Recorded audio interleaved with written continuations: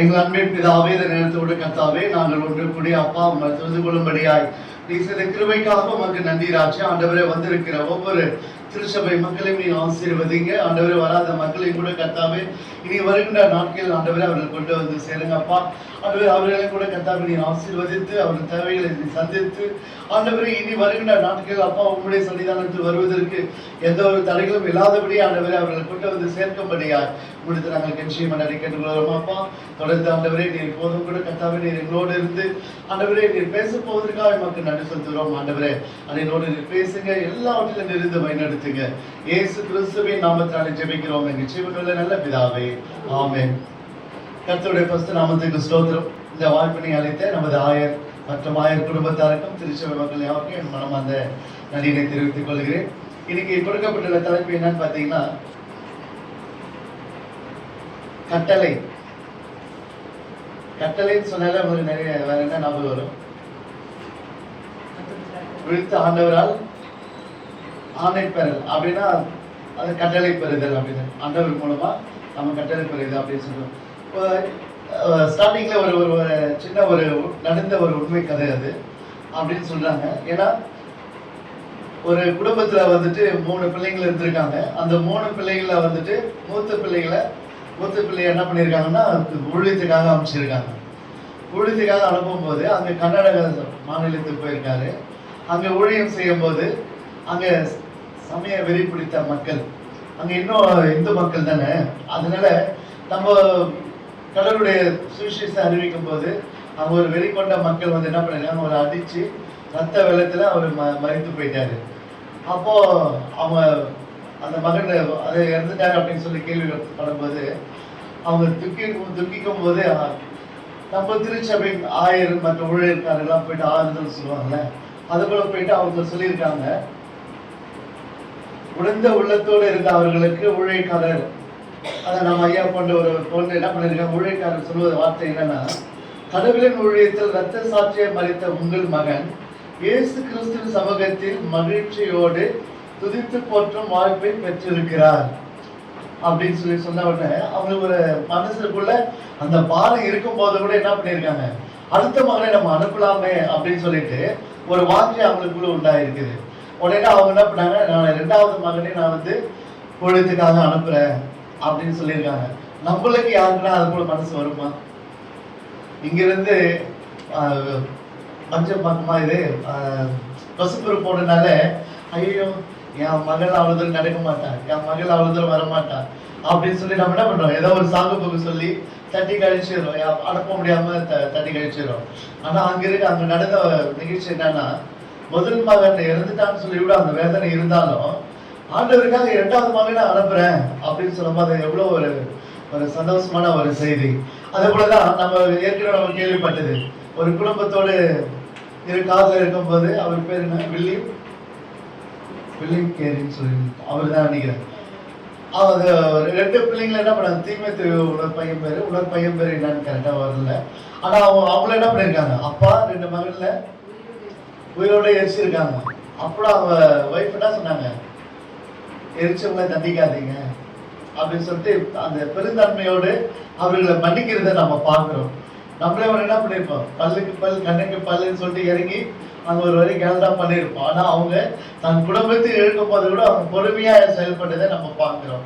கடவுளுக்காக விட்டு கொடுத்து வாழ்வதை நம்ம பார்க்கிறோம். அது ஏன் இதெல்லாம் இப்ப நம்ம இந்த நேரத்தில் நம்ம சொல்லப்படுகிறது அப்படின்னா, கடவுள் ஊழியத்துக்காக நம்ம அர்ப்பணிக்க வேண்டும். இன்னைக்கு அதுதான் அவருடைய கட்டளை ஏற்று நம்ம என்ன பண்ணோம், கடவுளுக்காக ஊழியம் செய்யணும். அதுதான் இன்னைக்கு கொடுக்கப்பட்டுள்ள தலைப்பு. அதுபோல நம்முடைய ஆண்டவர் நமக்காக மட்டுமல்ல, அவருக்காகவும் நம்ம வாழணும். அப்ப நம்ம என்ன பண்ணணும், அவருக்காக நம்ம என்ன பண்ணணும், சுவிசேஷத்தை அறிவிக்கணும். அவர் நாம சொல்றீங்க வாங்க, சுவிசேஷத்தை அறிவிக்கணும். அதுதான் அவர் ஆண்டவர் எதிர்பார்க்கிறார். அதான் இன்னைக்கு நம்ம கொடுக்கப்பட்டுள்ள வேத பகுதியில நாம் இன்னைக்கு தியானிக்க போறோம். இயேசுவை அடக்கம் செய்திருந்த கல்லறையின் கல் புரட்டப்பட்டது இயேசு வெளியே கொண்டு வருவதற்கல்ல, மாறாக சீடர்களை உள்ளே கொண்டு வருவதற்காகத்தான் என்ன பண்ணாங்க. அங்க சீடர்கள் ஏன் கல்லறைக்குள் செல்ல வேண்டும் அப்படின்னு ஒரு கேள்வி. அதற்காக தான் அந்த இது கொடுக்கப்பட்டிருக்கு. ஏன்னா ஏன் சீடர்கள் ஏன் கல்லறைக்குள் போகணும் அப்படின்னு சொன்னா, சீடர்கள் கல்லறைக்குள் சென்றால்தான் இயேசுவின் உயிர்ப்பை அறிந்து உணர்ந்து அடுத்தவருக்கு என்ன பண்ணுவாங்க, அறிவிக்க முடியும். இப்ப இங்க ஒரு நிகழ்வு நடக்குது அப்படின்னு சொன்னா, இங்க ஒருத்தருக்கு இன்னொருத்தர் 2 பேர் இங்க இருந்தாதான் என்ன பண்ணுவாங்க, இங்க நடந்த நிகழ்வுல மற்றவங்களுக்கு போய் சொல்ல முடியும். ஒருத்தர் சொன்னா அது எடுபடுமா, யாராவது நம்புவாங்களா, நம்ப மாட்டாங்க. அதனாலதான் சீடர்களை அங்க வரவழைப்பதற்காக கல்லறைக்குள் அவர்களை கொண்டு செல்வதற்காக அந்த ஒரு நிகழ்வு நடந்திருக்கு. அப்போ அங்க என்ன நடந்ததுன்னு பார்த்து கண்குள்ளே, அதேதான் கண்ணால் காப்பது சொல்லுவாங்க இல்லையா, விசாரிப்பது மெயின் சொல். கண்ணால் பார்த்து அதுக்குள்ள கண்ணால பார்த்து என்ன பண்ணாங்க, ஒரு சாட்சியா நின்று இருக்காங்க. அவங்க போய் என்ன பண்ணாங்க, மற்றவங்களுக்கு அறிவிப்பதற்காக அங்க வர வைக்கப்பட்டது. அது போலதான் சீடர்களுக்கு ஆண்டவர் 3 நிலைகளில் நம்பிக்கையை கொண்டு வந்திருக்கிறார். சீடர்களுக்கு என்ன பண்ணியிருக்காங்க, 3 செயல்பாடுல அவர்களுக்கு என்ன பண்ண நம்பிக்கையை வெளிப்படுத்தி இருக்கிறார். அது என்னன்னு நம்ம பார்த்தீங்கன்னா, ஒன்று அஞ்சாதிருங்கள் என்னும் தைரியப்படுத்தும் வார்த்தை, அஞ்சாதிருங்கள் அப்படின்னு சொல்லியிருக்காரு. 2வது வார்த்தை என்னன்னு பார்த்தீங்கன்னா, உங்களுக்கு அமைதி உண்டாகட்டும், சமாதானம் உண்டாகட்டும் சொல்லியிருக்காரு. 3வது பார்த்தீங்கன்னா, உலகெங்கும் சென்று படைப்பிற்கெல்லாம் நற்செய்தியை பறைசாற்றுங்கள் என்று ஆணையை பிறப்பித்திருக்கிறார். சீடர்களுக்கு என்ன பண்ணாருங்க, உலகெங்கும் சென்று நற்சாட்சியை பிறப்பிடுங்கள் சொல்லிட்டு 3வதாக என்ன பண்ணியிருக்காரு, சொல்லியிருக்காரு. ஏன்னா யோவான் 20ஆம் அதிகாரம் 22ஆம் வசனம் நீங்க வாசித்து பார்த்தீங்கன்னா தெரியும், சீடர்கள் மேல என்ன பண்ணாரு, பரிசுத்த ஆவியை ஊதி உலகத்துக்குள் பிரவேசிங்கள் அப்படின்னு சொல்லி அமைச்சிருக்காரு. நீங்கள் சென்று சுவிசேஷத்தை அறிவிங்கள் சொல்லிட்டு என்ன பண்ணாரு, ஆண்டவர் அவங்களுக்கு ஒரு வல்லமை கொடுத்து, அதிகாரத்தை கொடுத்து, கட்டளை கொடுத்து என்ன பண்ணியிருக்காரு, அங்க அனுப்புறதை நம்ம பார்க்கிறோம். ஆனா அங்க நடந்த நிகழ்வுகள் அப்படின்னு என்னன்னு பாத்தீங்கன்னா, யோவான் 20ஆம் அதிகாரம் 19 வசனத்துல யூதர்களுக்கு பதிலாக அவங்க என்ன பண்ணியிருக்காங்க, ஆண்டவர் சீடர்கள் கதவை தாய்த்து ஒழித்து கொண்டிருக்கிறத நம்ம பார்க்கிறோம். எங்க மேல் மாடியில போயிட்டு எல்லாம் ஜன்னல் கதவு எல்லாத்தையும் அடைச்சிட்டு என்ன பண்ணியிருக்காங்க, பயத்தோடு உள்ள உட்கார்ந்துட்டு இருக்காங்க. ஏதாவது ஒரு சத்தம் கேட்டா கூட, ஐயோ யாரும் யூதர்கள் வந்துட்டாங்களா, நம்மளை கொலை செய்ய போறாங்களா, இல்ல ஆண்டவர் கஷ்டப்படுத்துற மாதிரி நம்மளை சிறுவில் தூக்கி அறைய போறாங்களா, பயத்தோட என்ன பண்ணியிருக்காங்க, எல்லா சீடர்களும் ஒன்றாய் கூடி ஒரு இடத்துல உட்கார்ந்துருக்காங்க. மேல் மாடியில போயிட்டு எல்லாத்தையும் சாத்திட்டு உட்கார்ந்துருக்காங்க. ஏன்னா ஒருத்தர் 2 பேர் என்ன பண்ணுவாங்க, அடிச்சுவாங்கன்னு சொல்லிட்டு சீடர்கள் எல்லாம் ஒன்றா சேர்ந்து அங்க போய் உட்கார்ந்துருக்காங்க. அப்போ அந்த நேரத்துல ஆண்டவர் என்ன பண்ணாரு, ஏன்னா அவங்க மனம் கலங்கி போய் பயத்தோட உட்கார்ந்துருக்காங்க. வாழ்வா சாவா அப்படின்ற மாதிரி பயத்தோட உட்கார்ந்துருக்குது நம்ம அவங்க அந்த நேரத்தில் குறிப்பிடப்படுகிறது. அவங்க கலங்கி நின்றார்கள் அப்படின்னு சொல்றாங்க. அந்த அளவுக்கு பயத்தோட என்ன பண்ணிருக்காங்க, அந்த இடத்துல இருக்கும்போது ஆண்டவர் என்ன பண்ணாரு, கர்த்தர் நம்முடைய ஆண்டவர் அவர்களை தேற்றும்படியான அவர்கள் நடுவில் மனிதனாக தோன்றி தேற்றினார், உங்களுக்கு சமாதானம் உண்டாவதாக அப்படின்னு சொல்றாரு.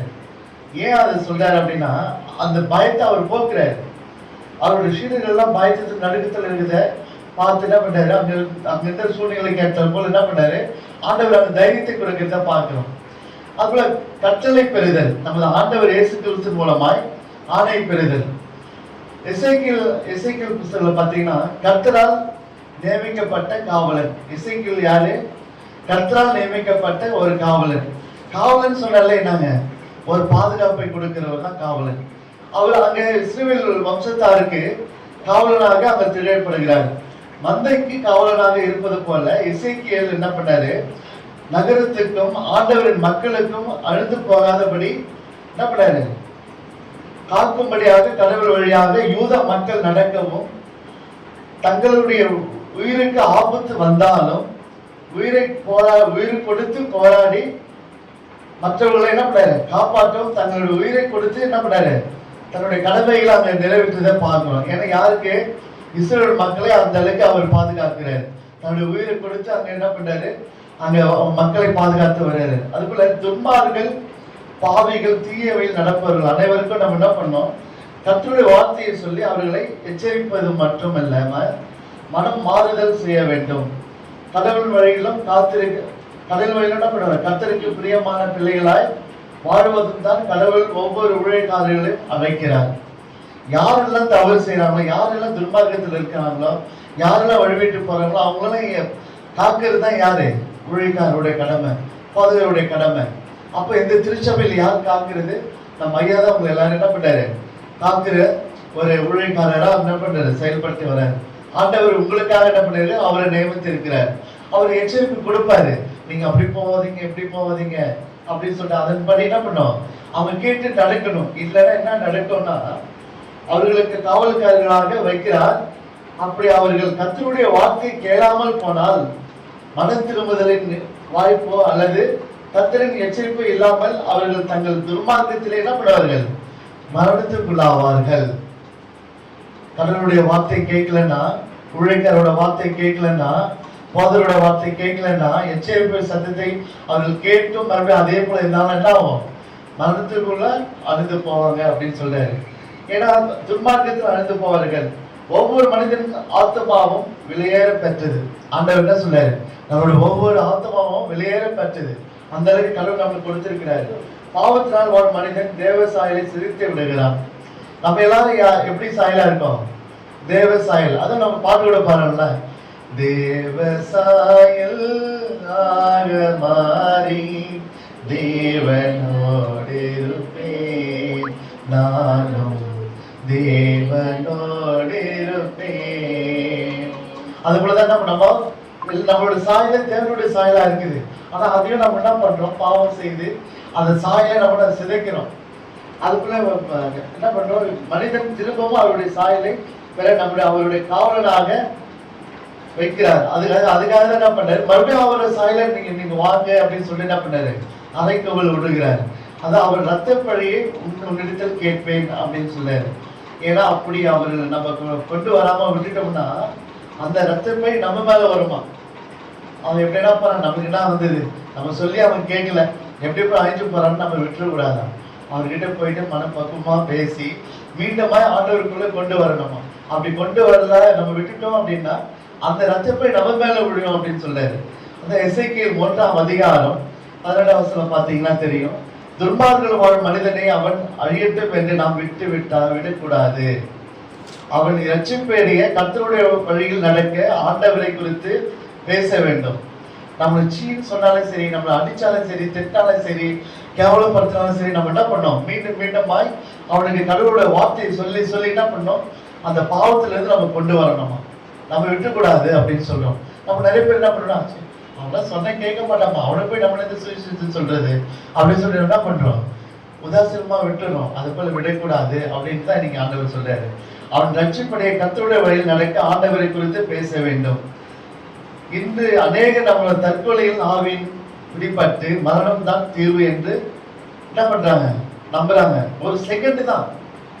நம்ம நான் இருக்கிற பக்கத்து தெருவில் கூட ஒரே செகண்ட் அவங்களோட நிச்சயதார்த்த விழுப்புரத்து போயிருக்காங்க. அங்க அவர் யாரும் அசிங்கப்படுத்திட்டாங்க, அவங்க குடும்பத்தார் அசிங்கப்படுத்திட்டாங்க, மாமனார் மாமியார் அசிங்கப்படுத்திட்டாங்க. நீ குடும்பத்தை வச்சு வாழற, உங்க தம்பி எப்படி ஆஹா ஓஹோன்னு இருக்கான் பாரு, நீ அண்ணனா வந்து நீ எப்படி இருக்கிற அப்படின்னு சொல்லி என்ன பண்ணிருக்காங்க, அவரை குத்தி காமிச்சிருக்காங்க. அதுதான் ஒரு குரல்ல இருக்குது இல்ல, தீனால் சுட்டப்பன் நாவினால் சுட்டவடு. எப்பயுமே அந்த வார்த்தை தான் என்ன ஆகும், மனசுல சுட்டுடும். அந்த வார்த்தை தான் என்ன ஆகும், மனசு பாதிக்கும். அது தெரியாம என்ன பண்ணா அவங்கள கஷ்டப்படுத்திருக்காங்க. விழுப்புரத்துல வந்த மறுநாளே அந்த நைட்டு சூசைட் பண்ணிட்டேன். நல்ல மனுஷன் நல்ல மனுஷன் நல்ல மனுஷனா இது என்ன பிரயோஜனம். அவர் 2 பிள்ளைங்களை யோசிக்கவில்லை. கை குழந்தை ஒண்ணு, ஒரு நடமாடுற ஒரு சின்ன குழந்தை ஒண்ணு, அதை பத்தி அவர் யோசிக்கல. அவர் அசைதான் பார்த்தாரு, அவர் இடத்த பார்த்தாரு. ஈகோ பிரச்சனை, மான பிரச்சனை, இதுதான் பாக்குறாரு. ஆண்டவரோட பிள்ளைங்களை அதெல்லாம் நம்ம பார்க்க கூடாதுன்னு சொல்லாரு. அவங்க சொன்னா சொல்லிட்டு போறாங்க, கடல் மேல் பாரத்தை பண்ணி நீங்க போயிட்டே இருங்க. உங்களுக்கு விரோதியா எதாவது செயல்படுறா உனக்காக நான் யுத்தம் பெறேன், நீங்க சும்மா இருங்கன்னு சொல்லாரு. நீங்க அதை பத்தி நீங்க கவலைப்படக்கூடாது. இன்னைக்கு நான் உங்களுக்கு சொல்றேன், இந்த தற்கொலை ஆவி என்ன பண்ணும், ஒவ்வொருத்தரும் தூண்டி விடும். ஏதாவது ஒரு சின்ன வார்த்தையில் கணவன் மனைவிகள் வந்துட்டாலே நீ செத்துடுன்னு சொல்லிட்டே இருக்கணுமா. அந்த அளவுக்கு அந்த தூண்டுதல் உருவாக்கணுமா. எல்லாரையும் மறைச்சு என்ன பண்ணுமா, ஒரே போக்கஸை கொண்டு போயிடுமா. அதுதான் பிரெயின் வாஷ்ன்னு சொல்லுவாங்கல்ல. நிறைய பேர் என்ன பண்ணாங்க, பிரெயின் வாஷ் பண்ணி உன் பக்கமா கொண்டு போயிடறாங்கடா. மாமனார் மாமியார்லாம் என்ன பண்ணாங்க, பிரெயின் வாஷ் பண்ணி அவங்க சைடா கொண்டு போயிட்டாமா பிள்ளைய, என்ன பார்க்கறதே இல்லை அப்படின்னு சொல்லுவாங்க. அது போல என்ன பண்ணணும், அந்த சாத்தா வந்து பிரெயின் வாஷ் பண்ணி கொண்டு போயிடுவாங்க. அதுக்கு நம்ம என்ன பண்ணணும், ஆண்டவரோட வார்த்தைகளை கேட்டு எச்சரிப்பின் சத்தத்தை கேட்டு அதன்படி நம்ம செயல்படணும். அதுக்கு தான் ஆலயர்கள் போதமார்கள் அப்புறமா ஊழியக்காரர்கள்லாம் இருக்காங்க. திருச்சபைக்கு வரணுன்ற காரணமே அதுதான். உங்களுக்கு என்ன நடக்குதுன்னு உங்களுக்கு தெரியாது. திருச்சபை வரும்போது தான் எடுத்து சொல்லுவாங்க, நீங்க செய்யறது தவறு, நீங்க யோசிக்கிறது தவறு, உங்களுக்காக ஆண்டவர் இருக்காரு அப்படின்னு சொல்லிட்டு. அதை யார் என்னை தேற்றக்கூடும், யார் என்னை காப்பாற்றுவார் என்று மரண விளிம்பில் நிற்கும் மனிதர்கள் ஏராளம் இருப்போம். நினைச்சாலும் இப்போ வந்து எப்படின்னா மன பக்குவமே இல்லை, அதை ஏற்றுக்கிற மனசு பக்குவம் வரதே கிடையாது. கொஞ்ச நேரம் கூட ஐயோ உடனே மனசு உடைஞ்சு போகுது. ஒரு அம்மா வந்து பிள்ளைய, நீ எப்போ பார்த்து செல்லு பார்த்துட்டே இருக்கிறம்மா, கண்ணாடி போட்டுருவ, பொம்பல் பொண்ணா இருக்கிற, அதான் தயவுசெய்து செல்லு பார்க்காத அப்படின்னு சொன்னதுக்கு பாய்சன் குடிச்சிட்டு வந்து ஜிஹெச்எல் பார்த்துருக்கு. இப்போ அது சீரியஸான கண்டிஷன்ல இருக்குது, ஒரு செல்லை பார்க்காதன்னு சொன்னதுக்கு. இப்போ நிறைய நடக்குது. அது ஸ்டாலின்ல பார்த்தீங்கன்னா நிறைய இந்த செல்லை பார்த்து பார்த்து நிறைய பேருக்கு நரம்பு ப்ராப்ளம் வந்துருக்குது. இந்த நரம்பு ப்ராப்ளம் வந்துச்சுன்னா ஒருத்தரோட சப்போர்ட் இல்லாமல் எதுவுமே செய்ய முடியாது. அதை மனதில் கொண்டுங்க. அதுக்குள்ள செல்லு சில பேர் அப்படியே வச்சு பார்த்துட்டு இருப்பாங்க. இதே போல வச்சு நிறைய பேர் இப்போ கழுத்து பானையா போய் நிற்குது. நிச்சயமா தான் அதுக்குள்ள உண்மையே நடக்குது. ஸ்டாலின்ல போய் பார்த்தீங்கன்னா உங்களுடைய மனசு நீங்க மாத்திக்கணும் அப்படின்னு சொன்னா ஹாஸ்பிட்டல் போய் பார்க்கணும். எப்படிலாம் கஷ்டப்படுறான்னு பார்த்தீங்கன்னா உங்களுக்கு பயம் வரும். அப்போ நீங்க அதுக்குள்ள செய்ய மாட்டீங்க. அதுக்குள்ள ஒவ்வொரு இடத்துக்கு நீங்க போகணும். அதுக்காக தான் ஹாஸ்பிட்டல் மினிஸ்ட்ரிக்கெல்லாம் நீங்க வரணும் அப்படின்னு சொல்லி கூப்பிடுறது. அப்ப அந்த இடத்துல போகும்போது மனசு பக்குவம் ஆகும், உங்களுக்கு பாரம் வரும். அப்ப அடுத்த மாதிரி நினைச்சு நீங்க ஜபம் பண்ணணும் என்ன வரும். அதுக்குள்ள ஒவ்வொரு இடத்துக்கும் போகும்போது தான் அதோட உணர்வுகளை நீங்க அறிய முடியும். அதுக்குள்ள பாத்தீங்கன்னா 18 வயசு ஒரு பொண்ணு அப்பா தூக்கிட்டு பாத்ரூம் கூட்டு வராங்க. ஏன்னா அந்த அளவுக்கு நரம்பு பாதிச்சிருக்கு. இது எல்லாத்துக்கும் காரணம் என்னன்னு பாத்தீங்கன்னா செல்லு தான். அதுக்குள்ள இந்த செல்லு வந்துட்டு நம்ம பண்ற பொசிஷனு நம்ம எல்எஸ் பெயின் கூட ப்ராப்ளத்தை வருது. லம்பாஸ் பெயின் L1 L2 L3 இருக்குல்ல, அது கூட வந்து கம்ப்ரஸ் ஆகுதுன்றாங்க. மேக்சிமம் அதிகமா பிரச்சனை வருது பெண்களுக்கு தான், ஆண்களை விட. ஏன்னா பெண்கள் வந்து பலவீனம்னு சொல்றாங்க, மனசுல தைரியமா இருந்தாலும் உடம்பு பலவீனம், அது அவங்களுக்கு தான் அதிகமா வருது. அதுதான் இந்த காலகட்டத்துல யார் என்னை தேற்றுவார்கள், யார் என்னை வந்து மரணத்துல இருந்து விடுதலை ஆக்குவார்கள், யார் என்னை வந்து ஆறுதலா சொல்லுவாங்க அப்படின்னு சொல்லிட்டு அது ஒரு பாட்டே இருக்குது. என் இதயம் யாருக்கு தெரியும், என் வேதனை யாருக்கு புரியும், என் தனிமை என் சோர்வுகள் யார் என்னை தேற்றக்கூடும், யார் என்னை தேற்றக்கூடும். சிறகு ஒடிந்த நிலையில் பறவை பறக்குமோ, சிறகு ஒடிந்த நிலையில் பறவை பறக்குமோ, வீசும் புயலிலே படகு தப்புமோ, வீசும் புயலிலே படகு தப்புமோ, என் இதயம் யாருக்கு தெரியும் அப்படின்னு சொல்லி அந்த பாட்டை நம்ம நிறைய முறை கேட்டிருக்கிறோம். அது வந்து ரொம்ப சோகமா ரொம்ப கஷ்டத்தோடு பாடுற பாட்டு இது. ஏன்னா இது எனக்கு யாரை வந்து தேட்டுவாங்க அப்படின்னு சொல்லிட்டு இப்ப இருக்கிற சூழ்நிலை அப்படிதான். இந்த பாட்டுக்கு ஏற்ற மாதிரி தான் மக்கள் வாழ்ந்துட்டு இருக்காங்க. நிறைய பேர் வாழ்க்கையில பார்த்தீங்கன்னா எனக்கு யாருமே ஒரு ஆறுதலா இல்லையே, நான் தனிமையா இருக்கிறேன்னு, யாரும் வந்து சப்போர்ட் பண்ணலையே அப்படின்னு சொல்லிட்டு நிறைய பேர் இருக்காங்க. இந்த ஒரு தனிமை வந்து மனசுல பாதிக்கும்னு சொல்லுவாங்க. அதுதான் எப்பவுமே தனிமை இருக்கக்கூடாது. தனிமை இருந்தா சிந்தனைகள் வந்து ரொம்ப ஹாஷா இருக்கும். அதாவது நம்ம சிந்திக்கிற சிந்தனைகள் வந்து சரியான சிந்தனையே இருக்காது, மோசமான ஒரு சிந்தனையா இருக்குமா. அதுதான் ஆண்டவர் அழைக்கிறார். ஊழியக்காரர்கள் மூலமாக அவர்களை ஆத்துமாக்களை தேற்றுகிறார். அதுதான் வந்து திருச்சபைக்கு வந்துடணும். உங்களை ஆத்துமா பாரமா இருக்குதா, திருச்சபைக்கு வந்துருங்க. அப்போ வந்து ஆண்டவர் என்ன பண்ணுவாரு, ஊழியக்காரர் மூலமாக அவங்களை வந்து என்ன பண்ணுவார், ஆற்றுவார், தேற்றுவார். அதுதான் எபேசியர் 2ஆம் அதிகாரம் 8வது வசனம். யாராவது வாசிக்கலாம், இது ஒரு வசனம் மட்டும் வாசிக்கலாம். எபேசியர் 2ஆம் அதிகாரம் 8வது வசனம். கிருபையினாலே விசுவாசத்தை கொண்டு ரட்சிக்கப்பட்டீர்கள், இது உங்களால் உண்டானதல்ல, தேவனுடைய ஈவு. ஏன்னா கிருபையினாலே விசுவாசத்தை கொண்டு என்ன பண்ணிருக்கோம், ரட்சிக்கப்பட்டிருக்கிறோம். ஆனா இது யாரால வந்தது, தேவனுடைய ஈவு. ஆனா நம்ம என்ன பண்ணோம், ஒரு பெருமையை நம்ம பாராட்டிடுறோம், நாங்க ரட்சிக்கப்பட்டேன், நான் அந்நிய பாஷை பேசுறேன், நான் கை வச்சுனா பிசாசெல்லாம் ஓடுது அப்படின்னு சொல்றோம். இது யாருடைய ஈவு? இது யார் கொடுத்த வரன்? இது தேவன் கொடுத்த வரன். நம்ம பெருமை பாராட்டாம இருக்கணும் அப்படின்றதுக்காக தான் இங்க கூறப்படுகிறது. அதுபோல பாத்தீங்கன்னா எரேமியா என்றால் யெகோவா உயர்ந்தவர் என்று பொருள். அந்த எரேமியா என்ன பண்ணா, யூதா நாட்டின் கடவுளின் கட்டளையை கடைபிடிக்காமல் தங்கள் விருப்பம் போல் வாழ்ந்ததால் அவர்களை என்ன பண்ணாரு, பாபிலோனியர் படையெடுக்கும் நிகழ்ச்சிதான் எச்சரிப்பதற்காக ஆண்டவரால் தெரிந்து கொள்ளப்பட்டவர் தான் எரேமியா. ஏன்னா இந்த பாலஸ்தீன நாட்டுல வந்து இப்ப போர் வரப்போகுது அப்படின்னு எச்சரிப்பு கொடுக்கறதுக்காக தான் யாரை தேர்ந்தெடுத்தாரு? எரேமியாவை தேர்ந்தெடுத்தாரு. எரேமியா தீர்க்கதரிசியை தேர்ந்தெடுத்தாரு. அது போலதான் நம்ம மத்தியில கூட என்ன பண்ணாரு, யார் மூலமாக அவர் என்ன பண்ணாரு, அதை உணர்த்துவார். நம்ம அந்த உணர்வு நமக்கு வேணும் ஆண்டவரே, நீங்க நம்ம கேட்கணும். அப்பதான் நமக்கு ஏதாவது நடக்க போகுது அப்படின்னா அதுல இருந்து நம்ம வெளியே வரணும்னா நம்ம என்ன பண்ணணும், ஜெபிக்கணும். நான் ஏற்கனவே ஜெபம் ஏன் பண்ணணும் அப்படின்னு சொல்லியிருக்கேன் உங்களுக்கு. அப்படின்னா ஜெபம் உங்களுக்கு ஒரு பிரச்சனை வருது அப்படின்னா ஒரு ஊழியக்காரர் மூலமாகவோ இல்ல ஒரு போதகர் மூலமாகவோ இல்ல ஒரு நண்பர்கள் மூலமாகவோ தான் உங்களுக்கு என்ன பண்ணுவாரு, ஆண்டவர் உணர்த்துவார். அப்போ நீங்க என்ன பண்ணணும், அதை உணர்ந்து என்ன பண்ணணும், பாரத்தோட நீங்க ஜெபிக்கணும். ஆண்டவரே எனக்கு இப்படி ஒரு பிரச்சனை வரப்போகுதுன்னு நான் கேள்விப்படுறேன், எனக்கு இதுல இருந்து விடுதலை ஆக்குங்க, எனக்கு எந்த ஒரு ப்ராப்ளம் வரக்கூடாது, நான் நல்லபடியா சந்தோஷமா சமாதானமா வல்லமையோடு உங்களுடைய வல்லமை எங்கள் மேல இருக்கணும் அப்படின்னு சொல்லி என்ன பண்ணணும், உங்களுடைய கிருபை உங்களுடைய தயவு எங்களோட எப்போதும் எங்க குடும்பத்தோடு இருக்கணும்னு சொல்லி என்ன பண்ணணும், நம்ம ஜெபிக்கணும். அதுதான் ஆண்டவர் சொல்றாரு. அந்த நிகழ்வுகள் எச்சரிக்கை கொடுப்பதற்காக தான் எரேமியா தீர்க்கதரிசியால் கொண்டு செல்லப்படுகிறது அப்படின்னு. அதுக்கப்புறம் ஆபிரகாம் அவருடைய விசுவாசத்துக்காக என்ன பண்ணாரு, ஆணை பெற்றார்.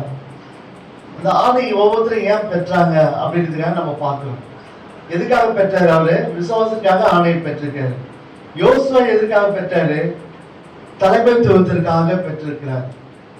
ராஜாத்தி எஸ்தர் அவர் எதுக்காக அந்த ஆணையை பெற்றார் அப்படின்னா தைரியத்துக்காக, தைரியத்தை அவங்களுக்குள்ள வரணுன்றதுக்காக என்ன பண்ணியிருக்காரு, அந்த ஆணையை பெற்றிருக்காங்க. அதுக்குள்ள யோபு அவருக்கு என்ன வேணும், அவருக்கு என்ன ஆணை கேட்டிருப்பாரு, பொறுமை. யோபு அவருடைய பொறுமைக்காக அனைவர் என்ன பண்ணாரு, அந்த ஆணையை அவர் கேட்டிருக்காரு. அது போலதான் ஒவ்வொரு ஆணைகள் வந்து அவர்களுக்கு ஆண்டவர் கொடுத்திருக்கிறாரு. அதுல எரேமியா அப்படின்னால அழுகிற தீர்க்கதரிசி, துக்கப்படுகிற தீர்க்கதரிசி.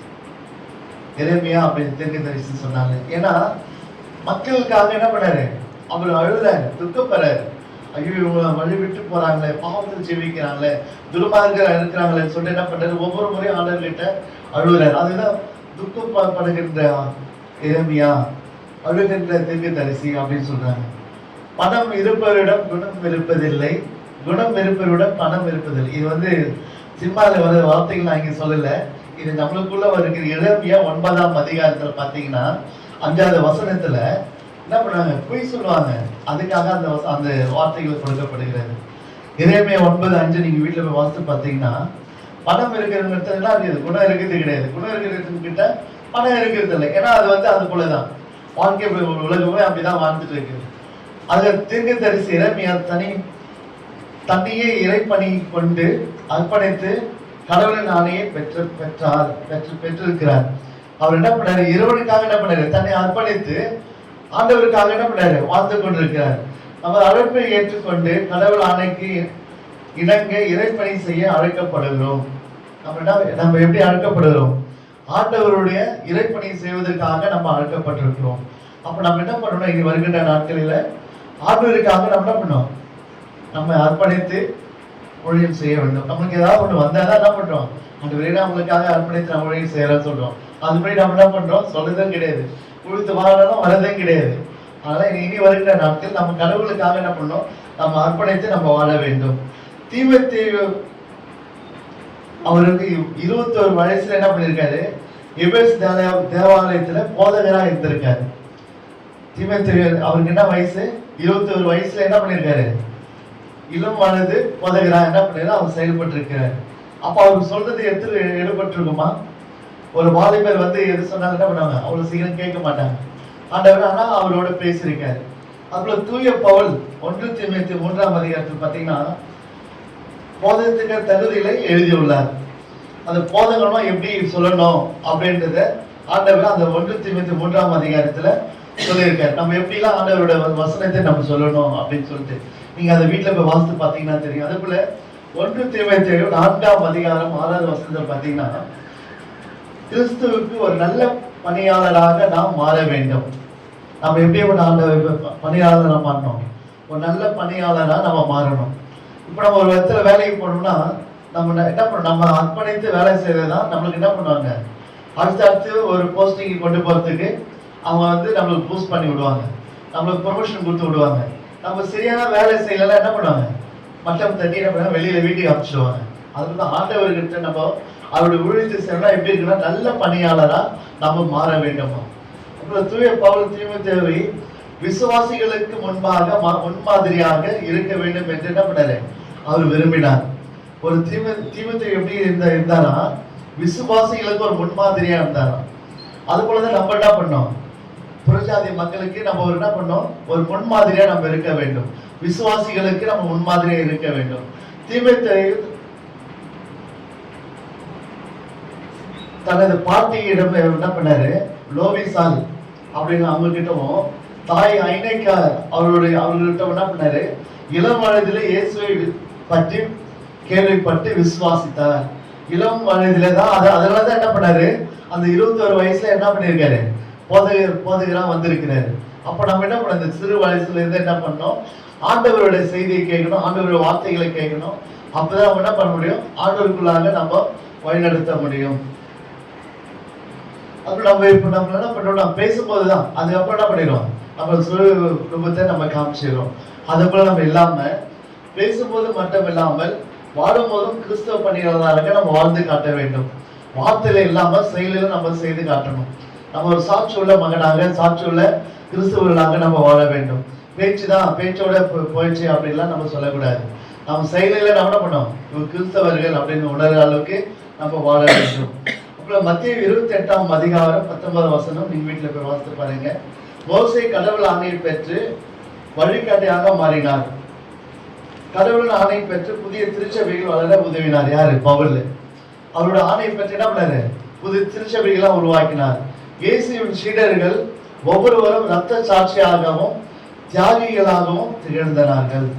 அவங்க எப்படிலாம் மறிச்சாங்க, ஒரு இரத்த சாட்சியோடும் தியாகியோடும் என்ன பண்ணாங்க, சீடர்கள்லாம் மறிச்சிருக்காங்க. அதுபோல அனுப்பும் இடத்தில் என்ன பண்ணோம், நம்ம இருக்கிறோம். அப்ப நம்ம என்ன பண்ணோம், கலைஞரை விளக்கை போல நாம் திகழ வேண்டும். இறைப்பணி நம்ம என்ன பண்ணோம், ஒரு கலைஞர் விளக்கு போல இருக்கணும். கலைஞர் விளக்குன்னா அந்த படகு வர்றதுக்கு திசை காட்டும். அது போலதான் நம்ம எப்படி இருக்கணும், ஒரு வெளிச்சமா ஒரு தீபமா நாம் திகழ வேண்டும். அது போல வாழ்க்கையில நம்ம வருகின்ற நாட்கள் நம்ம எப்படி இருக்கணும்னா, ஒரு உப்பாக ஒளியாக தீபமாக நாம் திகழ வேண்டும். மற்றவர்களுக்கு நம்ம ஒரு சாட்சியுள்ள மகனாக நம்ம இருக்க வேண்டும். அதுக்கு நம் திருச்சபை நம் திருச்சபைக்கு ஒவ்வொரு வாரமும் வந்து நம்ம என்ன பண்ணணும், நம்மை நாமே தேற்றிக்கொள்ள வேண்டும். அதான் யோனா 3ஆம் அதிகாரம் 10ஆம் வசனம் சொல்லப்படுகிறது. அவர்கள் நீ கர்த்தருக்கு பிரியமாய் மாறும்போது உங்கள் கவலைகள் கஷ்டங்கள் எல்லாம் மாறும். ஆலயம் என்பது மன திரும்புதலை உண்டாக்கும் இடம். ஆலயம் என்பது எழுதுங்க, உங்கள் மன திரும்புதலை உண்டாக்கமான இடம். அதுபோலதான் மலர் மாத்திரம் அல்ல, மனிதனும் மலரும் போதே மனம் வீசுகிறான். கதிரவனின் கதிர்கள் மலர் மொட்டையினை தொட்டிட மலர்கிறது மலர். கர்த்தரின் கருணை வெளிச்சம் மனிதனை தொடும்போது மலர்கிறான் மனிதன்.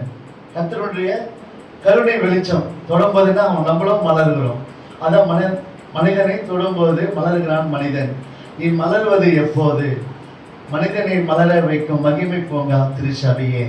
இனி வருகின்ற நாட்கள் நம்ம என்ன பண்ணணும், திருச்சபைக்கு வரணும், கர்த்தருடைய செய்தியை கேட்கணும், அதன்படி நாம செயல்பட வேண்டும். கர்த்தர் தாமே நிகழ்ச்சி அனைத்து ஆசீர்வாத தருவதாக ஜெபம் செய்வோம்.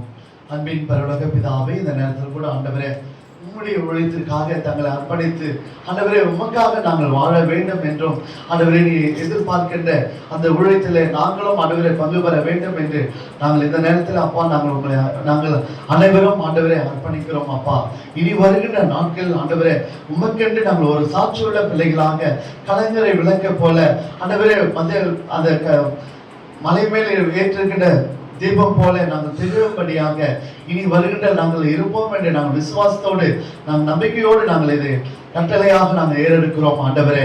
அதற்கான ஆயத்தத்தோடு நாங்கள் செயல்படுகிறோம் ஆண்டவரே. இனி வருகின்ற நாட்களில் அப்பா உம்முடைய பிள்ளைகளாக ஒரு சாட்சியுள்ள பிள்ளைகளாக நாங்கள் திகழ வேண்டும் என்று நாங்கள் வாஞ்சையோடு எதிர்பார்க்கிறோம் அப்பா. அதற்காக ஆண்டவரே உம்முடைய கிருபை, உம்முடைய இரக்கம், உம்முடைய தயவு எப்போதும் எங்களோடு இருக்கும்படியா நாங்கள் நிச்சயம் மன்னனை கேட்டுக்கொள்கிறோம் ஆண்டவரே. தொடர்ந்து உம்முடைய பிள்ளைகளாக எங்களை வழிநடத்துங்க. எங்கள் தேவைகளை நீர் சந்திங்க. திருச்சபையில் உள்ள ஒவ்வொருவரையும் தந்திர பேர் பேராக நீர் ஆசீர்வதிங்க.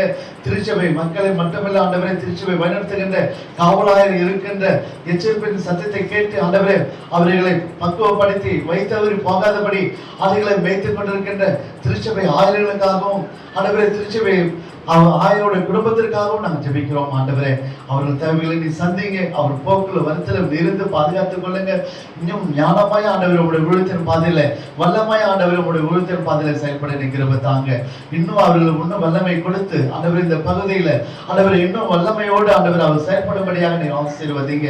இனி வருகின்ற நாட்கள் ஆண்டவரை இந்த திருச்சபை நிறைந்து வழிந்து ஆண்டவரை உண்மை மகிமைப்படுத்தும்படியான ஒரு திருச்சபை இருக்கு நிற்கிறவ தாங்க. இங்க இருந்த ஒவ்வொரு கிராமத்துல இங்க இருக்கிற ஒவ்வொரு மக்களையும் நீ தொடுங்க. இனி வருகின்ற நாட்களில் ஆண்டவரே உலகத்திலேயே ஜீவனுள்ள தேவன் நீர் என்று அறிந்து உங்களுடைய சன்னிதானத்தில் வந்து அமர நிற்கிறவ தாங்க. இயேசு கிறிஸ்துவின் நாமத்தினாலே ஜெபிக்கிறோம் எங்க ஜீவனுள்ள நல்ல பிதாவே, ஆமென்.